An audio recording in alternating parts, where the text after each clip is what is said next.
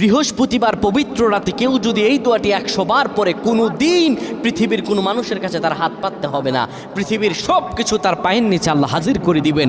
দারিদ্রতা থেকে মুক্তি দান করবেন, বিপদ আপদ থেকে মুক্তি দান করবেন, তার সম্মানকে সুউচ্চতা দান করবেন, অসুস্থতা থেকে দূরে রাখবেন। আল্লাহর অশেষ দয়া ও রহম তাকে দান করে দিবেন। সুবহানাল্লাহ। বৃহস্পতিবার রাত এটি গুরুত্বপূর্ণ রাত। এই রাত সপ্তাহে একদিন আসে।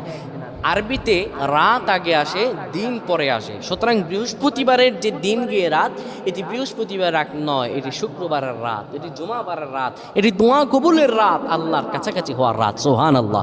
এই বৃহস্পতিবার রাত আল্লাহ তাআলা বান্দার দোয়া কবুল করেন। কেউ যদি বৃহস্পতিবার রাতে ঈশা নামাজের পরে পবিত্র হয়ে ইয়া হাইয়ু ইয়া হাইয়ু ইয়া হাইয়ু ইয়া রফিয়ু ইয়া রফিয়ু ইয়া রফিয়ু এই দোয়াগুলো পড়তে পারে 100 বার, আল্লাহ রাব্বুল আলামিন তার